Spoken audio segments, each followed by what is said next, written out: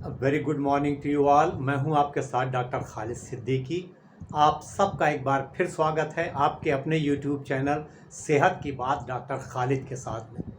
आजकल हम लोग अपने शरीर के लिए एक बहुत ही इम्पॉर्टेंट विटामिन के बारे में बात कर रहे हैं जो एनर्जी विटामिन भी कहलाता है। जी हाँ, विटामिन B12। मैंने आपको बताया था कि ये शरीर के लिए बहुत ही इम्पॉर्टेंट विटामिन है और हम भारतीयों में लगभग आधे लोग ऐसे हैं जिनके अंदर विटामिन B12 की कमी पाई जाती है।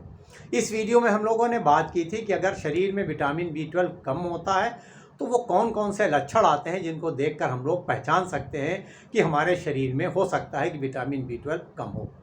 अगले वीडियो में हम लोगों ने बात की थी कि वो कौन कौन से कारण हैं जिसकी वजह से शरीर में विटामिन B12 कम हो सकता है। और इस वाले वीडियो में हम लोगों ने बात की थी कि वो खाने पीने की कौन सी नेचुरल चीज़ें हैं जिनका प्रॉपर इस्तेमाल करके हम लोग अपने शरीर में विटामिन B12 का सही लेवल मेंटेन कर सकते हैं।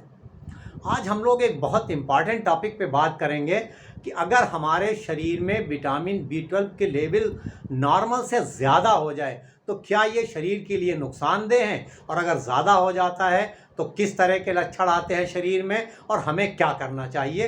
तो आइए फ़ौरन वीडियो शुरू करते हैं और ये देखते हैं कि वो कौन कौन सी कंडीशन है जिसमें हमारे शरीर में विटामिन B12 की लेवल ज़्यादा हो सकती है। मैंने आपको बताया था कि विटामिन B12 एक वाटर सॉल्युबल विटामिन है और जो भी वाटर सॉल्युबल विटामिन होते हैं उसको हमारी बॉडी स्टोर नहीं कर पाती है। इसे रोज़ हमें अपने खानों से ही लेना होता है। लेकिन B12 वाटर सॉल्युबल विटामिन है जिसको हमारी बॉडी स्टोर करती है और हमारे शरीर में तकरीबन 4 मिलीग्राम तक विटामिन B12 स्टोर हो सकता है और जिसमें से आधा स्टोरेज 2 mg के करीब हमारे लीवर में होता है और आधा जो 2 mg बचता है वो हार्ट, किडनी और ब्रेन में मिला के स्टोर हो जाता है। और ये जो स्टोरेज है ये तकरीबन 2 से 4 साल तक के लिए काफ़ी होता है। हमें अगर 2 से 4 साल तक भी विटामिन B12 नहीं मिलता है खाने से तो उसके लक्षण आमतौर पर नहीं दिखाई देते हैं। तो जो कुछ हम लोग खाते पीते हैं हमारी बॉडी उसमें से विटामिन B12 एब्जॉर्ब करती है और बॉडी स्टोर करती है और जो एक्स्ट्रा होता है वो यूरिन से निकल जाता है क्योंकि ये वाटर सॉल्युबल विटामिन है। तो आम तौर पर विटामिन B12 के लेवल ज़्यादा हो जाना बहुत रेयर है और बिल्कुल जो हम लोग खाना खाते हैं जो ये फूड आइटम है अगर हम सिर्फ उससे विटामिन B12 ले रहे हैं तो विटामिन B12 की लेवल ज़्यादा हो जाना लगभग इम्पॉसिबल है, नामुमकिन है। तो कब हम कहते हैं कि विटामिन B12 की लेवल ज़्यादा हो गई, उसके लिए हमें नॉर्मल वैल्यू पता होना चाहिए। और हम लोगों ने डिस्कस किया था कि विटामिन B12 की नॉर्मल वैल्यू जो है वो 200 पिकोग्राम से लेकर के 900 पिकोग्राम पर ml ऑफ द ब्लड होती है। ये नॉर्मल वैल्यू का रेंज जो है वो अलग अलग लैब के हिसाब से थोड़ा बहुत फ़र्क हो सकता है। कुछ लैब ये कहती हैं कि 170 से लेकर के 950 पिकोग्राम पर ml तक नॉर्मल है। तो आप जहाँ जिस लैब में कराएं उसके हिसाब से इसकी नॉर्मल वैल्यू देख लें।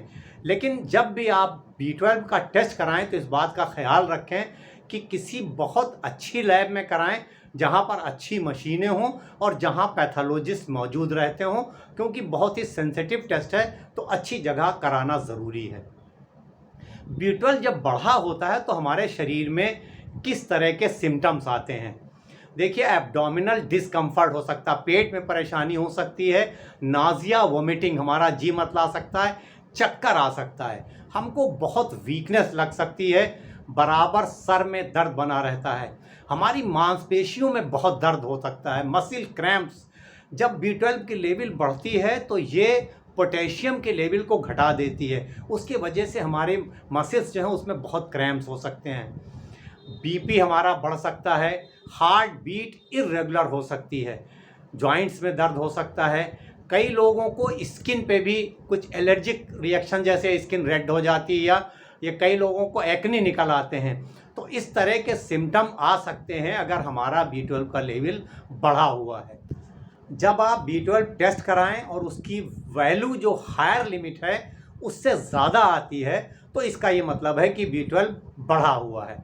अच्छा, 10-20 पॉइंट अगर ज़्यादा है तो उसका कोई मतलब नहीं है, लेकिन अगर बहुत ज़्यादा बढ़ा हुआ है, ये 1200 या 1500 या कई बार 2000 की रिपोर्ट लेकर लोग आते हैं, अगर इतना ज़्यादा है तो ये बढ़ा हुआ है। तो अगर आपकी वैल्यू बढ़ी हुई आती है तो सबसे पहले आपको ये देखना है कि सोशल मीडिया पर B12 की तारीफ सुनकर ऐसा तो नहीं है कि आपने बहुत मल्टीविटामिन खाना शुरू कर दिए हों, B12 के सप्लीमेंट आप ले रहे हों, या आपने B12 के इंजेक्शन लगवाने शुरू कर दिए हों। अगर ऐसा है तो आप इन सबको फ़ौरन बंद कर दीजिए। जब आप 1 से 2 महीना इनको बिल्कुल बंद कर देंगे और इस बीच में कोशिश ये करें कि जो B12 रिच फूड हैं वो भी आप ना खाएं। तो जब 2 महीने के बाद अपना दोबारा आप टेस्ट करवाते हैं B12 का, तो आपकी लेवल करीब करीब नॉर्मल आएगी, क्योंकि ये वाटर सॉल्युबल विटामिन है, शरीर में से निकल जाएगा पेशाब के रास्ते से, लेवल नॉर्मल हो जाएगी। लेकिन अगर उसके बाद भी यानी 2 महीने 3 महीने आप बिल्कुल कोई सप्लीमेंट नहीं ले रहे हैं और आपने उस बीच में B12 रिच फूड भी नहीं खाया है, उसके बाद दोबारा आप टेस्ट करा रहे हैं और तब भी अगर आपकी लेवल बढ़ी हुई आती है, तो आपको अपने डॉक्टर से बात करने की ज़रूरत है। आपके डॉक्टर कुछ टेस्ट कराकर B12 की इस बढ़ी हुई जो लेवल है इसको कंफर्म कर सकते हैं। होमोसिस्टीन का टेस्ट करा सकते हैं या मिथाइल मेलोनिक एसिड का टेस्ट होता है। ये दोनों चीज़ें जब B12 कम होता है तो इनकी लेवल बढ़ती है शरीर में, और जब B12 का लेवल ज़्यादा होता है तो इनकी लेवल कम होती है, तो डॉक्टर इनको कंफर्म करते हैं। B12 आमतौर पर नॉन टॉक्सिक है, इसकी बढ़ी हुई लेवल कुछ दिनों में जैसे मैंने बताया कि अपने आप नॉर्मल हो जाती है, लेकिन बार बार रिपीट टेस्ट कराने पर अगर आपकी लेवल ज़्यादा आ रही है, बहुत ज़्यादा आती है रेंज से, तो ये शरीर में कुछ बीमारियों के अर्ली साइंस हो सकते हैं। लीवर में कोई प्रॉब्लम हो सकती है, क्योंकि देखिए लीवर मेन स्टोरेज ऑर्गन है। किडनीज़ में कोई दिक्कत हो सकती है, क्योंकि किडनी ही पास आउट करती है, B12 का जो एक्सेस है वो निकालती है। कुछ तरह के ब्लड कैंसर हो सकते हैं, क्रॉनिक माइलॉइड ल्यूकीमिया हो सकती है, या और कुछ तरह के ब्लड कैंसर हो सकते हैं। इसके अलावा कुछ ऑर्गन्स के भी कैंसर हो सकते हैं, जैसे लीवर का कैंसर, कोलन का कैंसर, प्रोस्टेट कैंसर या ब्रेस्ट कैंसर, इसमें भी B12 की लेवल हाई हो सकती है।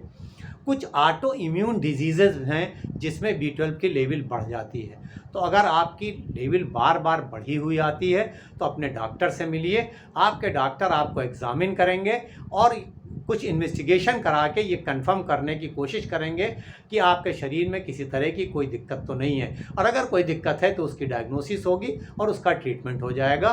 तो बढ़ी हुई लेवल अगर बहुत दिनों तक बार बार है तो इसे इग्नोर नहीं करना है, अपने डॉक्टर से ज़रूर बात करनी है। इस वीडियो का टेक अवे मैसेज ये है कि आम तौर पर हमारे शरीर में विटामिन B12 की लेवल नॉर्मल से बहुत ज़्यादा हो जाए, इसकी संभावना बहुत कम पाई जाती है, रेयर होता है। ज़्यादातर मामलों में शरीर में विटामिन B12 की कमी ही पाई जाती है। दूसरी चीज़ ये कि जो फूड सोर्सेज हैं हमारे विटामिन B12 के, वो खाने जिनसे हमें B12 मिलता है, अगर हम उनका अधिक मात्रा में भी इस्तेमाल करते हैं तो हमारे शरीर में विटामिन B12 की लेवल नॉर्मल से ज़्यादा हो जाए, इसकी संभावना लगभग ज़ीरो है। तीसरी चीज़ ये कि अगर हम सप्लीमेंट इस्तेमाल करते हैं विटामिन B12 का, कैप्सूल या टैबलेट खाते हैं या इंजेक्शन हम लगाते हैं और उसकी वजह से हमारा B12 का लेवल बढ़ जाता है, तो आम तौर पर ये नॉन टॉक्सिक है, और जब हम इन तमाम सप्लीमेंट और इंजेक्शन को 2 से 3 महीने तक बंद कर देते हैं तो हमारी B12 की लेवल नॉर्मल आ जाती है, B12 की लेवल फिर बढ़ी हुई नहीं रहती है।